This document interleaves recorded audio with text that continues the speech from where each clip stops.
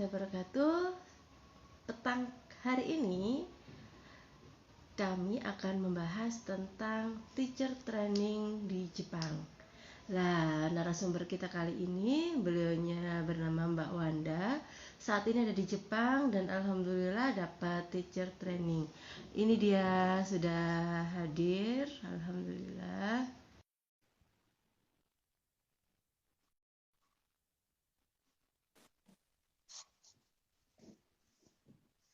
Suara saya masuk Mbak Wanda? Iya, kedengaran. Sip. Oke, suaranya juga jelas banget. Oke. Sebelumnya saya ucapkan terima kasih karena bersedia sharing bagaimana Cat sukses dapat beasiswa teacher training di Jepang ini ya. Itu ada teman-teman juga udah gabung, alhamdulillah. Mbak, boleh diceritakan dulu siapa Wanda, backgroundnya apa, perkenalan dulu Mbak. Tak kenal Eh, maka ta'aruf ya. eh, se- nama saya Wanda. Saya sekarang eh, guru bahasa Inggris di SMP PGRI 1 Singosari. Tapi untuk saat ini sedang cuti karena sedang menjalani beasiswa program teacher training dari Max, pemerintah Jepang.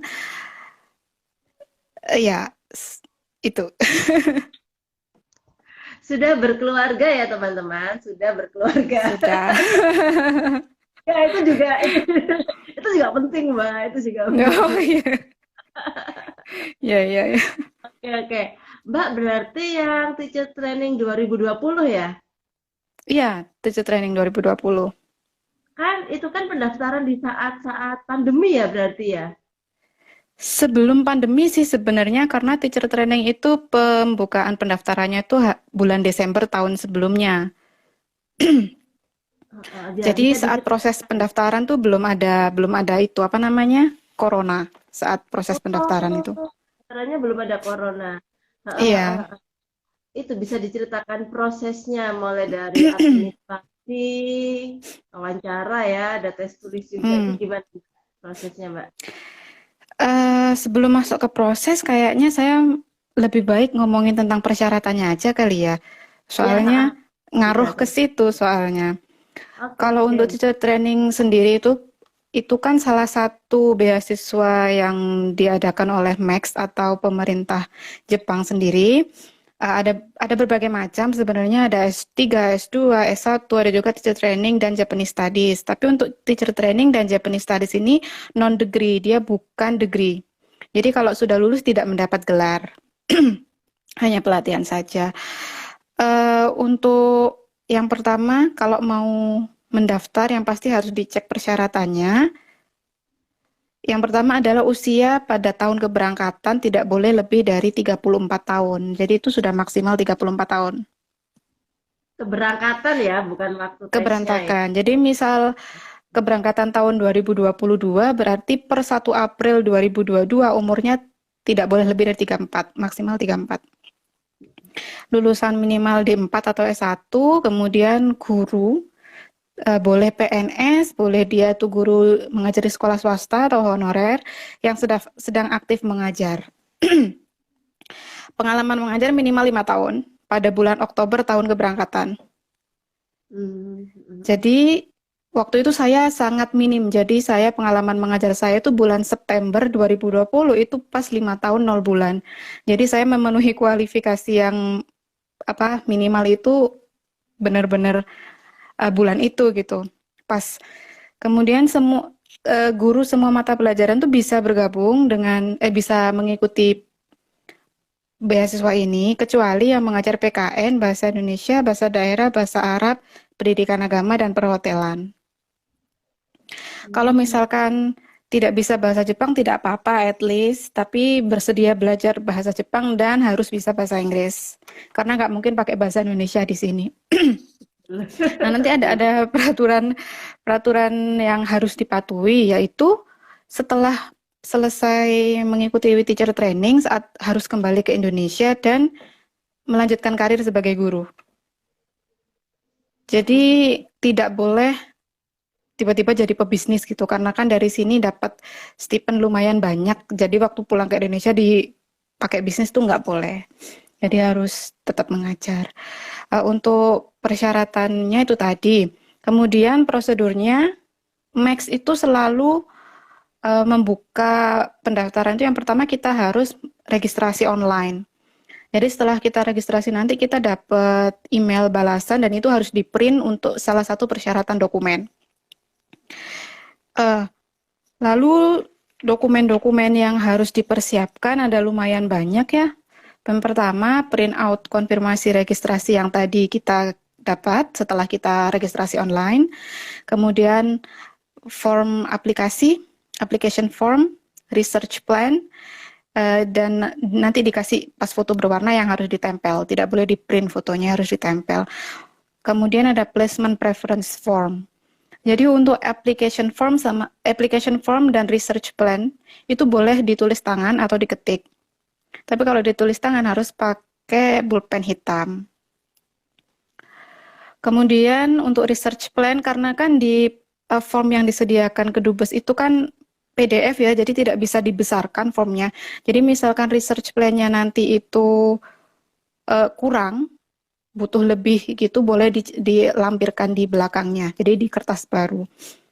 Untuk placementnya berbeda kalau di Max program yang lain, untuk research student misalkan atau S2, S3, itu kita memilih 3 kampus sesuai dengan prioritas.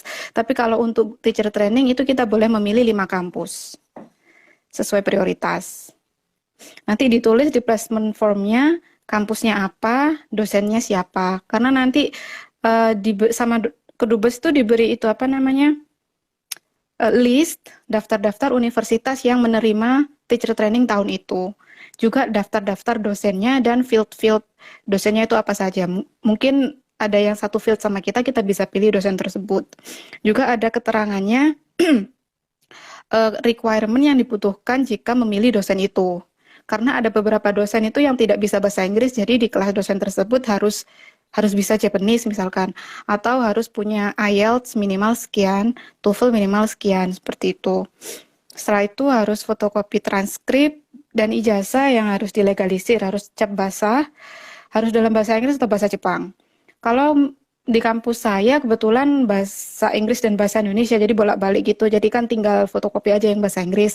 Cuma kalau misalkan ada kampus yang tidak mengeluarkan ijazah atau transkrip dengan bahasa asing, bahasa Inggris, itu boleh ditranslate ke penerjemah, kemudian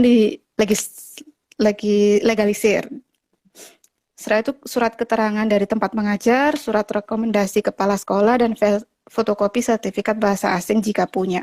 Tapi kalau nggak punya nggak apa-apa, nggak diharuskan. Cuma lebih baik punya. Bila lebihnya ya. Iya, itu persyaratan dan dokumen-dokumen yang harus diperhatikan. Tapi terus juga yang harus diperhatikan untuk mengirim dokumen itu harus kertasnya ukuran A4. Misal tidak bisa A4, kalau transkrip kan biasanya lebih lebar ya ukurannya ya, F4 kan biasanya. Iya, dan sama kampus kan tidak boleh diperkecil. Jadi karena tidak bisa, tidak apa-apa, tapi harus dilipat sampai seukuran A4 dan diklip supaya tidak tercecer, tidak boleh di strapless atau dijilid. Seperti itu. Tadi dokumen-dokumennya. Sebentar, Iya. sebelum tes, tadi kan diminta untuk memilih 5 kampus dan dosen bimbing ya. Berarti Mbak riset dulu kampusnya apa, nama dosennya apa, itu disediakan untuk data-data detailnya itu disediakan berarti? Iya, disediakan. Jadi di lamannya teacher training yang di Kedubes Jepang itu ada disediakan dokumen-dokumen yang harus dikumpulkan. Ada dokumen yang formatnya sudah ada seperti app form, placement form, terus surat keterangan mengajar itu disediakan formnya, termasuk juga list-list kampus yang menerima mahasiswa teacher training untuk tahun itu. Jadi itu nanti ada di web tersebut, tinggal dipilih aja. Mbak, berarti sekarang di kampus yang mana, Mbak? Saya di Hyogo University of Teacher Education. Oke, oke. Itu tadi dari berkas-berkas. Sekarang Iya. tesnya, Mbak. Tesnya. Tesnya itu sama. Setahu saya semua beasiswa Max yang dari jalur Kedubes itu tesnya sama. Jadi yang pertama ada seleksi dokumen, yang kedua ujian tulis, yang ketiga ujian wawancara. Untuk ujian tulisnya sendiri ada dua yang harus dikerjakan. Yang pertama English, bahasa Inggris. Yang kedua Nihongo, bahasa Jepang. Ini dilaksanakan di rayon ya istilahnya. Jadi ada di Jakarta, ada di Surabaya, ada di Denpasar, ada di Makassar. Saya lupa ada di mana lagi. Pokoknya di rayon-rayon tersebut dilaksanakannya serentak. Untuk ujian yang pertama adalah bahasa Inggris, itu 1 jam. Semua harus wajib, ini bahasa Inggris nih wajib semua. Yang di cover di ujian tulis yang bahasa Inggris adalah expression, jadi penggunaan expression yang tepat, kemudian error recognition. Jadi kalau seperti di ujian TOEFL itu yang ada kalimat terus digaris bawahin terus dipilih yang salah yang mana. Tapi bedanya kalau di TOEFL itu kan lebih ke sentence ya. Sentence terus yang digarisbawahi adalah kata atau frase. Tapi kalau di ujiannya Max ini disediakan 1 paragraf. Jadi yang digarisbawahi itu adalah kalimat. Jadi kita harus menemukan salah dari kalimat-kalimat tersebut. Agak lebih susah. Ini yang menurut saya paling susah di ujian bahasa Inggrisnya. Kemudian ada vocab. Dan yang terakhir ada reading comprehension. Reading comprehension-nya ini, seingat saya ada 2 teks, kemudian ada 10 pertanyaan multiple choice. Comprehension dari teks tersebut. Itu untuk bahasa Inggris. Setelah selesai bahasa Inggris 1 jam, ada rehat sekitar 15 menit, kita diharuskan keluar aula, kemudian kembali masuk lagi untuk ujian Nihongo, bahasa Jepangnya. Nah, karena tidak semua orang itu yang mendaftar itu adalah pengajar bahasa Jepang atau bisa bahasa Jepang, itu kita tidak apa-apa kalau tidak bisa. Yang penting harus terisi lembar jawabannya. Berarti Jadi minimal bisa nulis ya. Minimal bisa sih, soalnya itu multiple choice semua, pilihan ganda semua. Jadi nggak bisa nulis hiragana, katakana, kanji juga nggak apa-apa. Jadi kemarin untuk ujian bahasa Jepang itu hampir sama coverannya ya, grammar, expression, reading comprehension. Cuma bedanya mereka ada 3 step. Yang pertama adalah beginner level, elementary level. Jadi di situ yang masih banyak hiragana. Dan itu yang di cover juga masih kayak partikel-partikel. Kemudian yang kedua ada intermediate, mulai ada kanji. Cuma kanjinya ada furigana. Furigana itu hiragana kecil di atasnya kanji yang membantu kita baca kanji tersebut. Nah, yang ketiga itu advance, level advance itu kanjinya banyak dan tidak ada furigananya. Nanti 3 level tersebut kita harus mengerjakan soalnya, bisa tidak bisa kita harus kerjakan. Nah, kemarin karena saya belajar bahasa Jepangnya itu kan masih beginner banget ya waktu di Indonesia, masih sama teman, jadi belum formal, belum mumpuni bahasa Jepangnya. Saya bisa mengerjakan yang level elementary, sedikit level intermediate, dan untuk advance saya sama sekali tidak bisa. Jadi setelah saya mengerjakan yang saya sudah bisa tadi, soalnya itu saya tutup, kemudian saya langsung isi asal itu lembar jawaban. Pokoknya terisi. Jadi nanti untuk pengerjaan bahasa Jepang kan 1,5 jam. Kalau tidak salah 1/2 jam setelah pelaksanaan, itu bagi yang sudah menyerah, yang sudah terisi semua, itu boleh meninggalkan ruangan. Tapi kalau yang bahasa Inggris tadi kan harus full ya. Kalau bahasa Jepang 30 menit pertama harus ada di dalam hall, harus dikerjakan. Kalau merasa sudah cukup, boleh keluar. Itu saja. Nah, untuk ujian tulis ini, biasanya teman-teman akan ketemu peserta dari sekolah lain yang berbagi tips-tips gitu kan ya. Nah, kemarin itu saya ada yang ketemu ibu-ibu dari sekolah lain, itu yang sudah ikut teacher training itu 3 kali berturut-turut, sudah lolos sampai ke tahap wawancara, tapi di yang tes yang tahun saya itu beliau tidak lolos.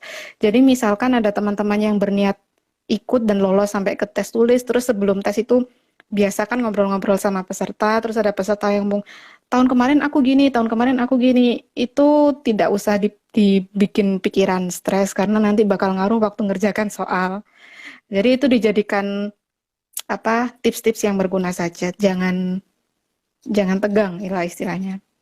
Itu tuh yang ujian tulis. Ujian tulis berarti sekarang yang wawancara ya. Wawancara, ya. Yang Untuk wawancara, saya kemarin wajib datang ke Kedubes Jepang. Akomodasi tentu saja ditanggung saya sendiri. Waktu itu saya ada 20 peserta yang lolos ke wawancara yang di tahun saya. Dan itu wawancaranya ternyata dibagi 2 kloter. Kloter pagi dan kloter siang. Jadi 9 orang kloter pagi, 11 orang kloter siang. Saya nggak tahu ya ini dibaginya berdasarkan apa. Tapi waktu yang tahun saya itu, yang lolos teacher training itu semua dari kloter pagi. Tapi nggak tahu ini bisa dijadikan patokan apa enggak, apa itu memang kebetulan apa bagaimana. Cuma yang tahun saya itu yang lolos kebetulan 6 orang itu dari kloter pagi semua. Begitu. Jadi dari per kloter itu nanti misalkan kloter saya pagi ada 9 orang. 9 orang nanti masih dibagi jadi 3 bagian. Jadi bagian pertama saya rasa dibaginya itu berdasarkan level kita ngajar. Karena teman saya yang 3 orang yang pertama wawancara itu semuanya guru SD. Setelah itu yang selanjutnya itu kalau nggak salah guru mata pelajaran IPA. Ada guru biologi, guru fisika, apa lupa saya. Kemudian kloter terakhir itu kloter saya itu ada bahasa Inggris. Begitu. Jadi mungkin pembagian shift yang di per kloter itu berdasarkan mata pelajaran yang diampu. Nah, untuk pewawancaranya sendiri ini ada 3 orang. Jadi wawancaranya itu per peserta ya, nggak 3 orang yang tadi di shift langsung masuk ke ruang wawancara, enggak. Jadi kita tunggu dulu di ruang tunggu, nanti gantian diantar ke ruang wawancara. Yang wawancara ada 3 orang. Yang pertama itu kalau tidak salah itu perwakilan dari MEXT. Maksudnya orang yang memberi beasiswa, orang Jepang. Tapi orangnya bisa bahasa Inggris. Nah, yang kedua dan ketiga itu adalah guru yang pernah menerima beasiswa teacher training. Jadi alumni teacher training sebelumnya. Yang pertama saat wawancara disuruh memperkenalkan diri, boleh dalam bahasa Jepang. Kalau misalkan sudah belajar tapi hanya belajar perkenalan diri saja nggak apa-apa. Pertama memperkenalkan diri, setelah itu secara singkat menjelaskan research plan. Kemudian dari pertanyaan yang diberikan kemarin yang saya ingat adalah konsiderasi pemilihan kampus selain dari dosen. Karena kan pasti kalau kita milih kampus, saya kepingin di kampus A, B, C, D, E. Kenapa? Karena ada dosen ini yang topiknya adalah ini sejalan sama yang mau saya teliti di sana gitu ya. Tapi mereka tuh juga pengen tahu gitu loh. Selain itu tuh kita pengen di kampus itu tuh kenapa? Yang kedua, jika nanti sensei saya itu menyuruh saya mengganti topik research, misalkan coba ganti aja di topik ini karena topik yang ini nggak begitu bisa kamu teliti di sini, itu mau apa enggak? Tuh. Terus jika di antara 5 kampus yang saya pilih itu tidak ada yang menerima saya, bersediakah ditempatkan di kampus yang lain? Ditempatkan oleh Max itu. Kemudian ini saya rasa semuanya dapat pertanyaan seperti ini. Mengapa ingin ke Jepang sebagai penerima beasiswa? Itu sudah pasti ya ditanya ya. Apalagi saya mengajar bahasa Inggris. Kenapa kok kamu ngajar bahasa Inggris tapi kamu kepingin ke Jepang untuk belajar tentang teacher training? Nah, ini ada satu hal pertanyaan yang berbeda dengan teman-teman yang lain. Kemarin nilai ujian bahasa Jepang saya dibilang bagus oleh Takahashi-san, orang Jepangnya itu. Apa sebelumnya pernah belajar Nihongo? Ditanya seperti itu juga. Itu tadi pertanyaannya ya Mbak ya. Sekarang jawabannya Mbak apa? Jawaban saya. Pertanyaannya tadi, kenapa kok milih Jepang? Kenapa kok milih Jepang ya?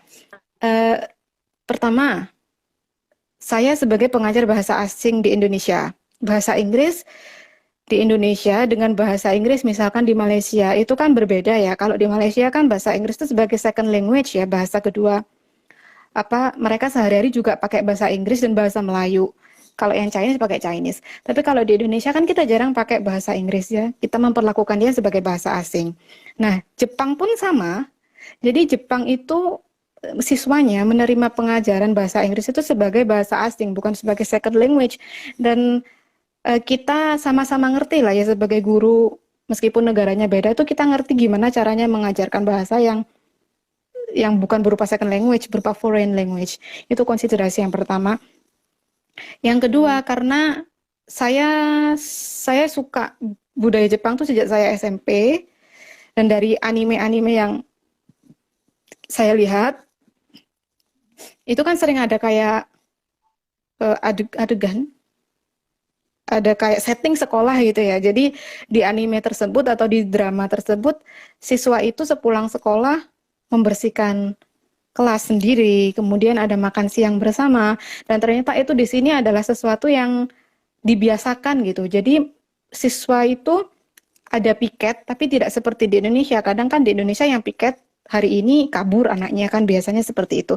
Tapi di sana tidak. Karena apa? Karena mereka tidak punya janitor, tidak punya penjaga, bukan penjaga sekolah, tukang bersih-bersih sekolah itu mereka tidak ada. Jadi dilatih tanggung jawabnya sejak dini. Jadi saya ingin inkorporasi, ingin merambah ke soft skill tersebut gitu. Karena saya rasa di sekolah saya itu di sekolah saya itu butuh soft skill seperti itu. Tanggung jawab dan sebagainya. Kemudian yang ketiga, dinilai dari kinerja orang Jepang. Orang Jepang tuh terkenal dengan budaya yang jam kerjanya itu lama.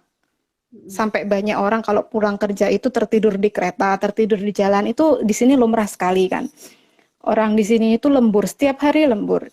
Karena menurut saya dedikasinya mereka kepada pekerjaan itu tinggi. Jadi saya tuh pengen melihat gitu loh, dedikasinya seorang guru di sini itu seperti apa. Karena peran kita sebagai pendidik di Indonesia dan pendidik di sini itu kan hampir sama ya. Saya rasa itu nanti bisa saya pakai waktu saya kembali lagi ngajar. Itu yang untuk kenapa memilih ke Jepang. Ya. Keren-keren, alasannya juga kita selain kebutuhan kita juga ini ya menyerempet ke budaya sana ya. Jadi kita Iya, betul. betul nggak tahu Jepang itu kayak apa, tapi kita udah punya modal Jepang itu seperti ini loh. Oke. Iya. Terus kalau yang pertanyaan yang tentang tadi apa namanya kampusnya, Nah, pemilihan nggak kampus. atau memilih kampus, jawabannya Ah, gimana? saya mendapatkan banyak masukan dari teman yang sudah ke Jepang duluan. Lutfiah kemarin kan ya. Saya tuh tanya-tanya saya bingung milih kampus karena pilihannya ada banyak sekali yang di PDF yang dikirim yang disediakan oleh Kedubes. Kalau yang disarankan teman saya itu, coba kamu cari universitas yang khusus pendidikan. Jadi kayak University of Education, bla bla bla, University of Teacher Education. Kalau universitas pendidikan seperti itu karena khusus pendidikan biasanya peluangnya lebih besar dan field yang di cover sama senseinya itu juga lebih luas daripada universitas biasa, negeri biasa.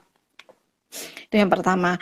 Yang kedua, saya cari yang di prefektur yang tidak susah jangkauannya dari mencari makanan halal. Nah, karena saya memilih di prefektur Hyogo, kebetulan di Hyogo itu kan kota besar, salah satu kota besarnya itu ada kota Kobe ya. Saya kemarin waktu 6 bulan pertama di sini belajar bahasa Jepangnya di Kobe University, dan di situ ada Masjid Kobe, ada juga Kobe Halal. Jadi kalau mau belanja bahan makanan halal bisa dari situ.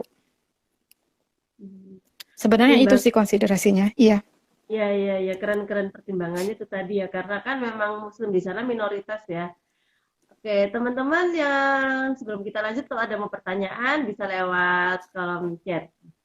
Oke, Mbak Wanda, saya dapat banyak insight nih malam ini, keren-keren.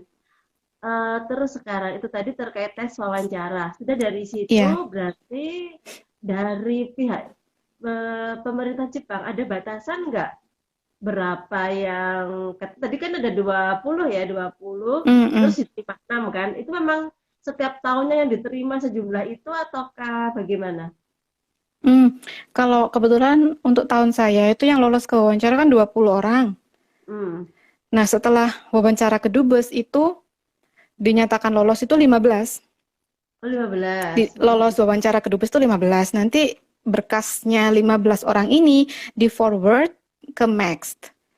Jadi yang menentukan lolos ke tahap selanjutnya itu adalah dari situ, dari 15 langsung dipotong jadi 6. Nah, Nah, untuk jumlah tahun-tahun sebelumnya itu Hah? 9 orang kalau tidak salah yang dapat. Tapi untuk tahun saya 6. Tidak tentu Hmm. sih, pernah juga menurut senpai-senpai yang pernah ikut tahun-tahun sebelumnya itu Indonesia cuma dapat 2 orang yang lolos. Waktu saya tanya, kok bisa cuma 2 orang? Ternyata tergantung kondisi di Jepangnya.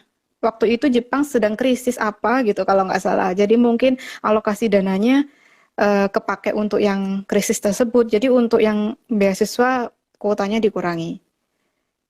Untuk tahun ini kalau nggak salah 6 apa berapa lupa saya tahun ini. Jadi sekitar 40 sampai 60% dari yang lolos wawancara itu lolos ke jadi penerima beasiswa. Iya, iya. Kalau saya lihat unik ya di Jepang. Kalau beasiswa-beasiswa lainnya kan biasanya kalau kita habis dapat itu nanti kan ada syarat dia harus kayak mengabdi ke penerima beasiswa dulu gitu kan biasanya. Tapi Ah, ini kan dia langsung disuruh pulang, disuruh ngaplikasikan gitu ya. Ada nggak sih tujuan khusus atau tujuan yang unik yang Mbak Wanda temui? Kenapa sih Jepang itu sampai dan ini seluruh dunia kan beasiswa ini nggak cuma iya. guru-guru dunia kan ya ngasih ilmu kemudian disuruh balik ke negaranya itu ada nggak sih tujuan unik kayak gitu Mbak? Eh, Mungkin untuk membuka pintu bagi orang yang ingin belajar ke Jepang ya supaya lebih berminat gitu belajar ke Jepang. Sebenarnya untuk kasus yang harus kembali ke Indonesia dan tetap jadi guru itu hanya berlaku untuk teacher training. Tapi untuk Max yang program yang lain seperti S2 atau S3, misalkan setelah kuliah mau bekerja di Jepang pun itu juga tidak apa-apa. Cuma khusus Hmm, untuk teacher training memang karena kita kan judulnya teacher training kan judulnya. Jadi karena kita ada sesuatu yang mau kita teliti di sana untuk kita pakai di sini, jadi kita ikut daftar itu gitu. iya, iya. Oke, oke, oke. Mbak, ini berarti sudah hampir sekitar setahunan ya di sana ya? Masih 7 bulan, 7 7 bulanan. bulanan, 6 7 Nah, bulan ya. sama pandemi ini kegiatan sehari-harinya apa, Mbak? Selama pandemi, itu benar-benar stressful sekali di sini itu karena sesungguhnya di Jepang itu sekolah seperti SD, SMP, SMA itu tidak ada yang ditutup kan selama pandemi ya. Anak-anak itu tetap sekolah, cuma untuk kampus itu ditutup. Oh, Jadi waktu saya kemarin yang 6 bulan pertama belajar bahasa Jepang di Kobe University itu saya 100% itu online. hmm, 100% online via Zoom, cuma untungnya di asrama kan disediakan WiFi. Per kamar kan ada WiFi. Jadi meskipun online juga nggak masalah, nggak perlu memikirkan internet di sini karena pakai WiFi. Terus setelah datang ke sini, ke kampus saya yang sekarang untuk teacher training, bulan April itu sebenarnya kita sudah mulai mau ketemu dengan sensei, mau ketemu dengan apa advisor kita untuk membicarakan masalah research kita bagaimana. Tapi waktu itu sekitar seminggu sebelum itu tiba-tiba ada email dari kampus bahwa kampus akan ditutup karena ditemukan mahasiswa yang terinfeksi COVID gitu. Jadi diundur lagi kegiatannya. Jadi ya cuma sehari-hari seperti orang pengangguran, cuma diem di kampus, belanja, masak gitu doang. Cuma sejak jalan-jalan. ya mm, jalan-jalan karena kan kampus saya ini bukan di kota besar ya, bukan di Kobe lagi. Jujur kalau di Kobe itu kan kemana-mana kan kemana-mana tuh enak gitu. Deket sama stasiun, deket sama shopping street, deket sama mall. Jadi enak kalau mau belanja-belanja. Cuma ya itu biaya transportnya lebih mahal daripada di sini. Setelah saya pindah ke sini, nah sekarang kampus saya ada di kota Kato. itu 1 jam dari Kobe naik bis. Itu bukan kota besar, jadi kota kecil yang kalau mau belanja itu harus naik bis. Untuk beli sayur-sayuran tuh harus naik bis. Pakai bis kampus karena bis kota agak jauh berhentinya. Dan di luar kampus saya itu sawah, hutan. Jadi kalau malam itu di advice tidak boleh jalan-jalan di luar karena ada wild boar, apa tuh? Ada babi hutan. Wow. Jadi ada tulisannya itu apa? Senpai saya kebetulan senpai dari Malaysia yang tahun lalu tuh ngasih tahu kalau bisa malam-malam jangan jalan-jalan keluar kampus ya karena ada wild boar, ada itu apa namanya? Babi hutan gitu. Terus di dekat asrama saya kebetulan kan dekat dengan banyak pohon-pohon gitu ya. Itu juga ada pengumuman awas ular. Iya, dan beberapa minggu yang lalu waktu saya belanja tuh saya nemu bangkai ular di dekat asrama saya. Itu karena banyak pohon-pohonan gitu ya, jadi di sini agak agak banyak hewan-hewannya gitu. Jadi nggak bisa jalan-jalan kayak di Kobe. Kalau mau jalan-jalan mikir pulangnya gimana karena bis kampus hanya jalan weekday saja. Seperti itu. Cuma enaknya di sini karena bisa nyewa sepeda pancal punyanya kampus, kita bisa jalan-jalan keliling kota pakai sepeda aja. Kayak di Pare ya. Jalan. Iya, Oke, kegiatannya terus gitu. itu berarti masih istilahnya masih belum full ya agendanya Mbak ya. Karena ada yang terinfeksi itu jadi mundur. Cuma 2 minggu yang lalu kampus sudah buka, sudah berani buka. Jadi kita sudah sempet kan di kampus ini kan ada kayak supplementary Japanese language class gitu kan. Jadi kita ikut lagi kelas bahasa Jepang cuma seminggu sekali. Kemudian kita sudah mulai bertemu dengan tutor, bukan bertemu ya, masih online, Zoom dengan tutor. Karena tutornya banyak yang tinggal di luar kota belum bisa ke sini. Terus baru kemarin juga ada info dari dosen kalau sometime in the near future kita bakalan ngomongin tentang research plan. Dan kebetulan juga Jumat depan ada visit ke sekolah di SMA di Kobe, Hyogo High School. Itu kita datang untuk menjadi komentator. Jadi anak-anak SMA itu disuruh presentasi dalam bahasa Inggris, nanti kita disuruh memberi feedback dalam bahasa Inggris, seperti itu. Sama melihat bagaimana pengajarannya mereka di sana. Baru Jumat depan tapi. Oh iya, ngomongin penelitian. Riset yang Mbak ambil tentang apa? Yang saya ambil ya. Ini masih subject to change ya, jadi nanti sewaktu-waktu sama sensei saya disuruh ngubah, saya berubah. Cuma yang awal yang mau saya teliti adalah contribution of teacher efficacy and students anxiety to reading comprehension. Teacher efficacy sendiri itu adalah bagaimana guru itu perceive kemampuan dia dalam mengajar, baik dalam pedagogik, maupun dalam soft skill, maupun dalam kompetensi. Karena saya lihat itu banyak, karena guru SMP itu kan awal-awal kita mengajarkan bahasa Inggris ya. Jadi, apalagi seperti saya mengajar di sekolah swasta yang inputnya itu tidak sebagus sekolah negeri, katakan demikian, ada saat-saat tertentu di mana kita itu desperate bagaimana kita mengajar anak-anak kita. Ada anak saya yang SD-nya tidak mengajarkan bahasa Inggris, ada yang diajarkan bahasa Inggris, jadi pijakan mereka berbeda-beda gitu dalam belajar bahasa Inggris. Kalau saya mengajar itu, kalau saya menganggap semua anak itu sudah diajarkan bahasa Inggris, saya kasihan yang sama sekali nggak dapat bahasa Inggris. Kalau saya mengajar benar-benar dari from zero, itu yang sudah bisa bahasa Inggris bakal merasa bosan di kelas saya. Jadi keyakinan saya bisa ngajar itu yang penting bagi saya untuk diteliti. Plus karena guru SMP itu sehari-hari ngajarnya adalah beginner English, bahasa Inggris yang dasar, itu secara tidak langsung kemampuan saya sebagai guru itu sebenarnya juga berkurang. Saya ingat dulu waktu masih kuliah itu second language acquisition, itu dosen tuh pernah bilang, guru yang mengajar sekian tahun di SMP itu kemampuannya berkurang sekitar berapa persen, maksudnya dalam bahasa Inggris. Nah, itu juga banyak waktu bertemu dengan guru-guru lain seperti di MGMP seperti itu, saya melihat banyak guru apalagi yang sudah lama sekali mengajar, itu bahasa Inggrisnya stuck di situ, tidak berkembang dan semakin menurun. Jadi itu Sampai termasuk juga kan ya. teacher efficacy-nya. Iya, karena yang dipakai sehari-hari adalah A, B, C, seperti itu Heeh, saja. Itu yang betul. kedua, anxiety. Anxiety ini kecemasan ya.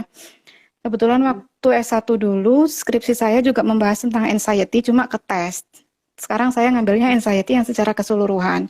Jadi kita kan kadang ngelihat gitu ada anak yang belajar bahasa Inggris, dia sudah takut duluan.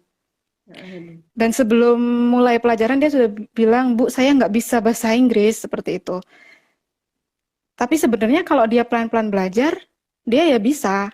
Cuma dianya aja yang cemas berlebihan gitu. Nah itu juga saya mau pakai di research saya terhadap reading comprehension.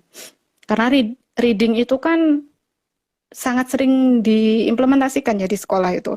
Dari 4 skill, membaca, menulis, mendengarkan, berbicara, yang paling sering dieksplor adalah membaca dalam bahasa Inggris atau bahasa Indonesia atau bahasa Jawa mungkin. Nah, itu yang mau saya teliti juga karena di Jepang ini apa namanya? Tingkat literasinya mereka itu sangat tinggi daripada kita di Indonesia. Bener-bener. Begitu. Iya. Iya, kalau sama ya, saya Indonesia sama Jepang, Inggris itu jadi second language ya. Kalau Iya. di SD itu bahasa Inggris, kalau di Indonesia ini kan SD bahasa Inggris itu jadi ekstrakurikuler. Hmm. Ada di pelajaran ada, tapi beberapa kan peraturannya kan jadi ekstrakurikuler. Kalau di Jepang bahasa Inggris malah diajarkan di kelas berapa, Mbak? Eh, Atau di kalau itu jenjang karena mana? kita belum apa namanya?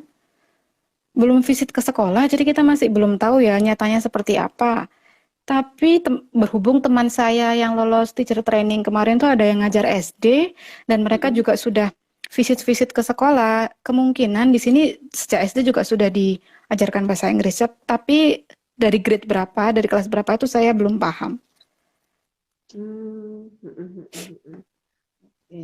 Mbak, sekarang kan kayaknya ini ya tinggalnya kayak jauh ya dari kota dan ini dan terus juga Iya. namanya jarang ada yang muslim gitu kan ya. Hmm. Untuk masalah makanan halal, ibadah itu tuh gimana Mbak di sana? Kebetulan kalau waktu saya semasa masih di Kobe University kemarin itu kan karena kampusnya kampus besar, tarafnya sudah mungkin kalau di Indonesia seperti UI gitu ya, jadi multicultural banget. Itu disediakan tempat sholat gitu kalau di Kobe. Kalau di sini karena yang Muslim sekarang hanya saya saja, Heeh. jadi kalau untuk sholat di kampus itu tidak bisa. Ya saya juga belum nanya sih, tapi karena belum butuh, jadi ya masih bisa sholat pulang kelas, sholat di kamar, sholat di asrama juga masih bisa. Untuk mencari bahan makanan sendiri, sekarang ini kan sudah zamannya online shopping ya. Jadi tuh di sini tuh ada orang orang India atau Bangladesh gitu, dia tuh kayak membuat toko online bahan makanan halal. Jadi itu bisa dikirim langsung. Jadi kita tinggal pesan di aplikasinya, kemudian nanti kita tinggal tunggu aja barangnya datang, kita bisa COD. Seperti itu. Alhamdulillah. Iya. Terbantu ya, Sekarang sudah alhamdulillah. lebih lebih mudah. Hmm. Heeh, heeh, ya alhamdulillah gitu. Terus Mbak, apa namanya? Ada nggak sih pengalaman yang kurang mengenakan gitu selama 7 bulan di sana? Pasti. Kan kalau kita beasiswa Ah, itu kan enak gitu ya, senang lah. Sekarang saya mau hmm. yang kayak enaknya dulu nih. Apa nih Mbak? Eh, nggak enaknya itu adalah di mana-mana, nggak hanya di Jepang saja ya, di negara-negara lain, bahkan di negara kita sendiri itu kan ada orang yang takut dengan orang asing ya. Misalkan ada orang asing itu kita cenderung tidak mau mendekat ke dia gitu.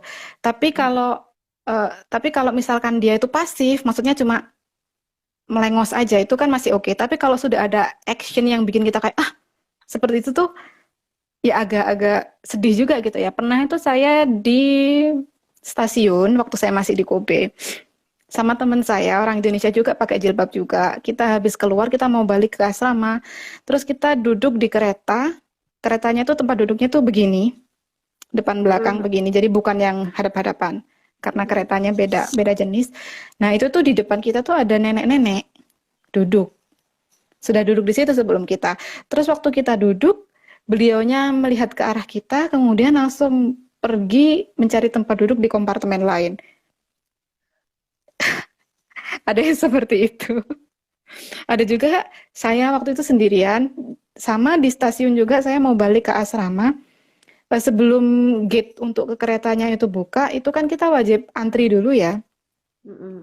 Nah, ada berapa, 4 apa 5 kompartemen gitu. Saya kemudian mencari yang antriannya paling sedikit, hanya ada 1 orang di situ. Seorang mbah-mbah juga, nenek-nenek. Dia sendiri, antri sendiri. Terus saya, ya udah saya ngantri aja di belakangnya. Setelah itu beliau lihat saya dan mengerti kalau saya memakai hijab dan sebagainya. Kemudian beliau pergi ngantri ke antrian yang lebih panjang. Terus saya langsung, hah? Padahal Padahal saya di belakangnya nggak ngapa-ngapain gitu kan, nggak ngomong sama dia juga gitu. Sejak saat itu tuh saya kalau misalkan ada orang yang berumur di sini itu agak takut gitu. Terus sempet cerita juga ke temen yang orang Jepang, saya pernah diginiin sama orang Jepang dan semuanya tuh orangnya udah sepuh gitu. Terus dia bilang, di sini tuh emang orang tua-tua, termasuk juga kakekku, dia bilang gitu. Itu ada kayak takut sama orang asing, nggak suka sama orang asing, apalagi kalau mereka mendengarkan orang asing ngomong dengan bahasa mereka itu banyak orang yang nggak, bukan banyak, ada orang yang nggak suka gitu, seperti itu, ya nggak enak ya. Iya ya kayak tapi kan tadi enak kalau antrian kita udah beliaunya pindah udah langsung maju kan berarti. Iya, sebenarnya enak juga, tapi agak sedih juga. Tiba-tiba Iya ada aku, benar. dia langsung pergi. Kenapa gitu kan? Oke, kalau pengalaman yang berkesan yang unik selama di sana. Hmm, pengalaman yang unik. Ya, pertama pasti punya teman dari negara lain. Ya, pasti. Waktu di Kobe itu kan ada teacher training, ada research student, ada anak PhD juga. Itu dari berbagai negara, ada yang dari Bangladesh, dari Iran, dari Thailand, dari mana tuh Nigeria, Burkina Faso, Zimbabwe. Jadi kita sering sharing-sharing gitu tentang di negaramu begini, di negaraku begini. Ternyata ada yang sama seperti itu. Termasuk juga uh, apa cerita-cerita rakyatnya tuh ternyata kita juga banyak yang mirip seperti itu. Itu berkesan. Yang kedua juga orang di Jepang nih lepas dari orang yang takut dengan orang asing ya, mereka tuh suka sekali menyapa. Hmm. Jadi waktu saya bersepeda bersama teman-teman itu, setiap kali ada orang, itu mereka selalu menundukkan kepala menyapa, konnichiwa, seperti itu. Meskipun mereka agak kaget ya karena ada orang asing pakai sepeda gitu.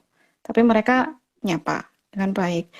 Terus kalau ke dokter, saya kan lumayan lemah badannya, sering sakit ya. Itu sudah sering ke dokter di sini. Itu ada dokter yang bisa bahasa Inggris, ada dokter yang setengah-setengah ban-ban gitu, ada yang sama sekali tidak bisa bahasa Inggris. Tapi kalau dokternya bisa bahasa Inggris, enak untuk konsultasi gitu ya. Nah, di sini tuh setiap kita berobat, kita tuh diberi kartu itu apa namanya? Di Indonesia nggak ada yang seperti ini soalnya. Jadi itu menurut saya kayak bagus, bagus sekali. Sebentar. Diberi kartu seperti ini. Hmm. Isinya adalah histori kita dapat obat apa aja. Ya meskipun dalam Oh, bahasa Jepang sih. Jadi iya, uh, iya. dokternya kalau misalkan kita ada alergi obat itu kita bisa di trace gitu, dilacak kita habis dapat obat apa aja, terus kita pernah di treat sakit apa aja tuh seperti ini dapat. Setiap kali ke mana tuh apotek setelah dari dokter pasti ini saya keluarkan, nanti mereka tempel resepnya di sini. Tuh. Iya, ganti dokter pun akan nyambung ya. Jadi Mm nggak -mm, mm -mm. bener-bener bener. Bagus bagus itu. Keren keren keren. Mbak, apa Iya, namanya, selama apa kalau di Cina itu kan penunjuk jalan itu semuanya nggak ada lah, nggak ada bahasa Inggris, pakai bahasa bahasanya sana. Kalau di Jepang masih ada bahasa Inggris juga atau masih ada pakai? bahasa Inggris. Alhamdulillah itu Jadi membalik. kayak kanji sama bawahnya pakai bahasa Inggris. Meskipun di kota saya sekarang, kota kecil tuh tetap ada bahasa Inggrisnya. Terus kan Jepang itu terkenal negara yang bersih ya. Bahkan untuk sampah katanya dipilah-pilah gitu kan. Mhm, Itu mhm, mhm. anu ya, apa namanya, ada penjadwalan pengambilan sampah juga Hmm, gitu tuh. Jadi ada. penasaran sampahnya itu kayak atau taruh plastik biasa atau taruh ada tempat sampahnya kayak Ah, gimana?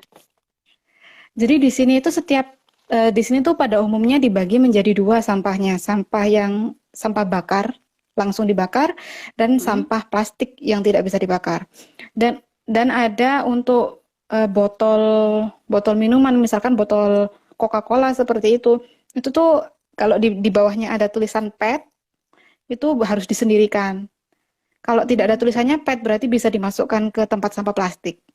Nah, ini di setiap kota itu berbeda-beda ya kebijakannya, Hmm. dan di setiap kota itu kreseknya itu berbeda gitu. Jadi untuk yang kresek sampah langsung dibakar itu biasanya warnanya ada merahnya, untuk yang plastik tuh warnanya hijau, ada hijau. Nah, ini peraturan sampah di saya. Oh, sampai ada sampai ya, Masya Iya, Allah. besar Keren, sekali. keren.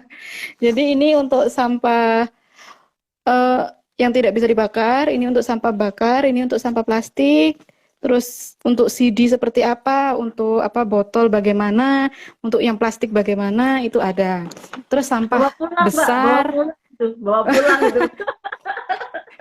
terus yang untuk apa seperti ini untuk pengambilan sampah besar. Jadi kayak kalau kita mau buang sofa, kita mau buang meja, itu nggak boleh dibuang sembarangan. Jadi kita manggil jasa orang gitu. Jadi ada daftarnya.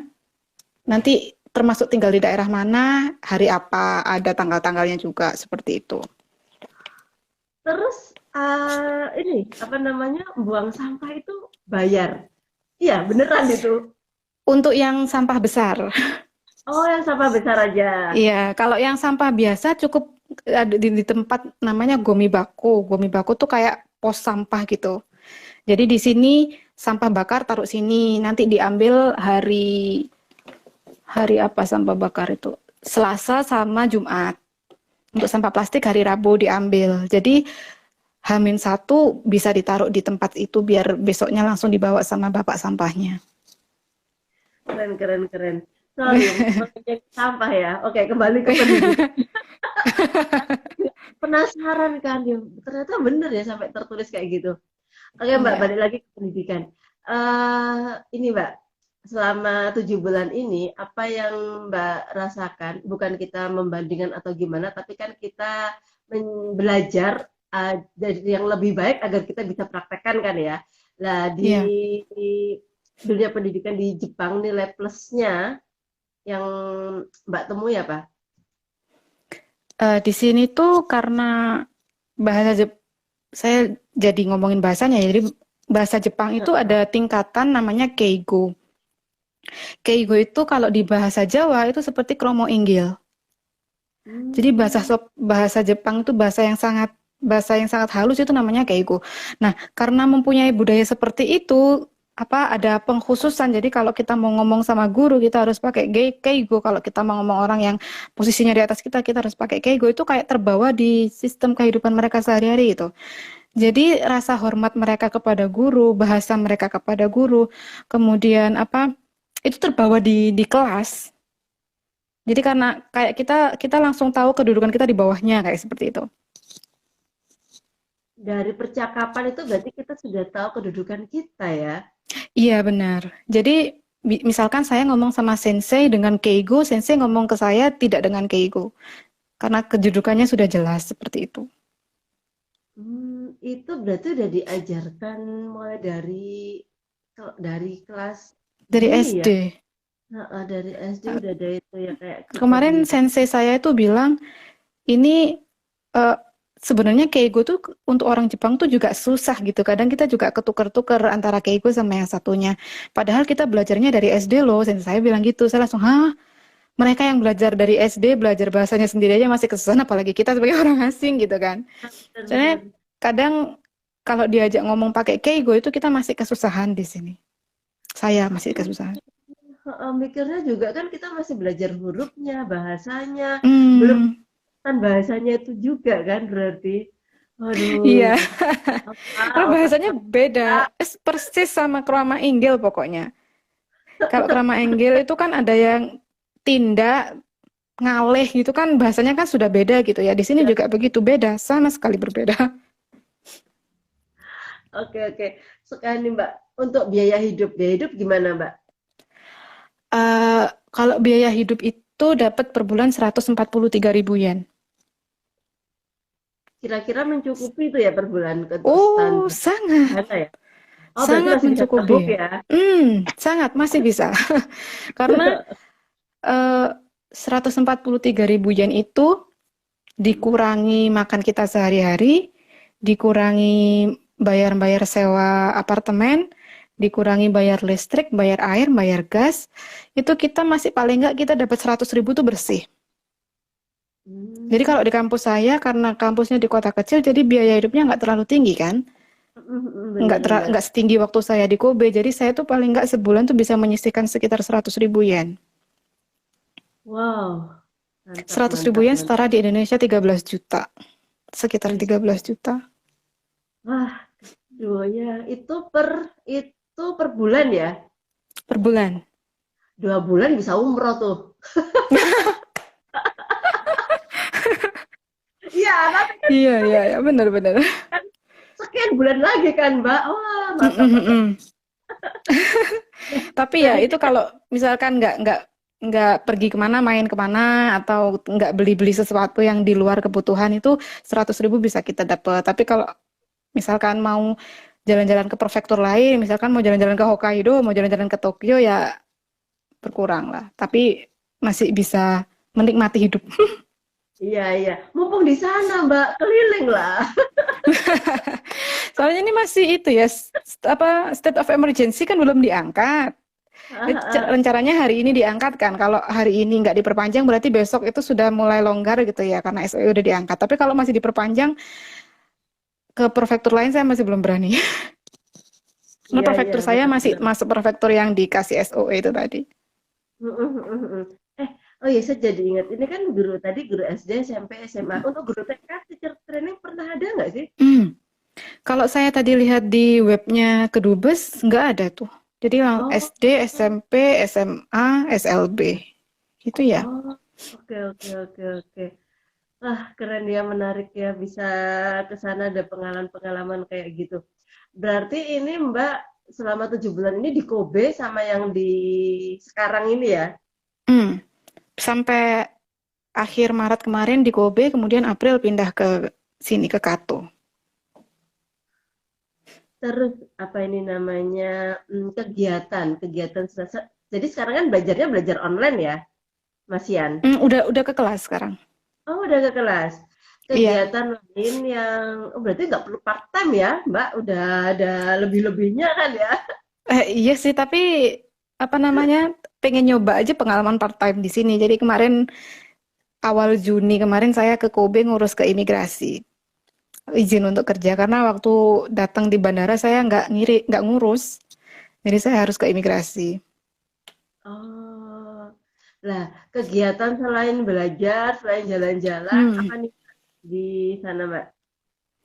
Kebetulan hari Rabu kemarin saya ke kampus ke volunteer station. Jadi di kampus saya tuh ada apa kantor khusus untuk kalau berminat volunteer. Jadi kemarin saya volunteer ini Apa itu? di kota saya. Jadi volunteernya itu semacam sama anak-anak gitu.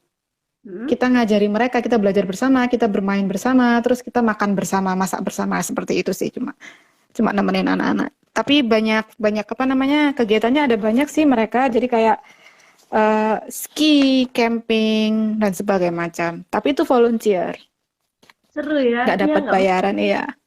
Tapi kan dapat.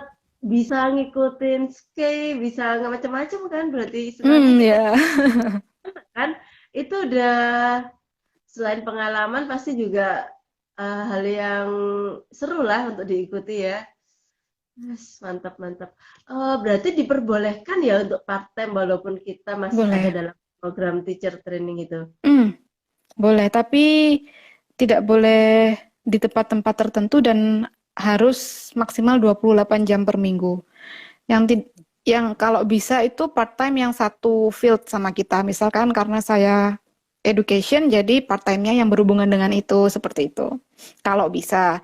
Yang tidak boleh yaitu apa part-time di tempat yang menjual alkohol, di tempat tempat judi seperti pachinko, tempat hiburan malam itu nggak boleh.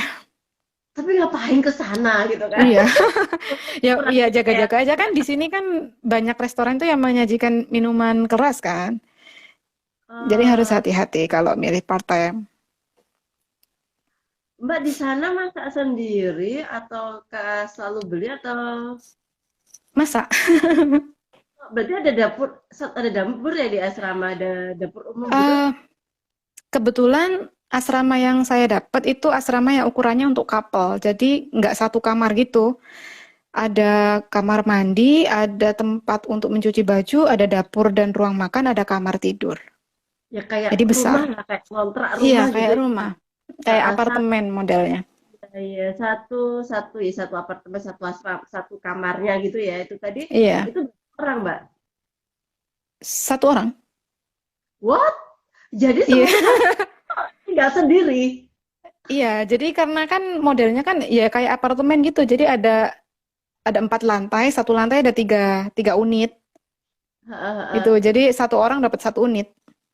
Satu unit dengan fasilitas yang beragam itu tadi berarti. Iya, Itu karena pandemi, kan kalau sekarang pelatihan itu kalau misalkan di hotel satu kamar satu orang, biasanya kan satu kamar 4 orang. Karena pandemi ya. Ini kayak memang seperti itu dari dulu atau memang karena pandemi? ya memang seperti itu karena kan biasanya kalau dapat beasiswa itu kita disuruh apa nyewa apartemen di luar kan. Kayak teman-teman saya yang degree, kayak kemarin Lutfiah itu juga kan dia sewa apartemen kan di luar kampus. Karena saya itu programnya pendek, cuma 1 tahun, jadi sama kampus disuruh tinggal di asrama. Kalau program ini nggak boleh bawa keluarga ya? Boleh, Oh boleh. boleh. Mm-mm. Bawa sekalian maksudku. Pinginnya sih gitu, sempet nawari juga suami, Mas kesini dong, aku nggak ada temannya kayak gitu ya. Tapi terus suami saya kan juga harus kerja. Terus waktu kalau dia di sini juga, nanti aku di sana ngapain? Dia bilang kayak gitu.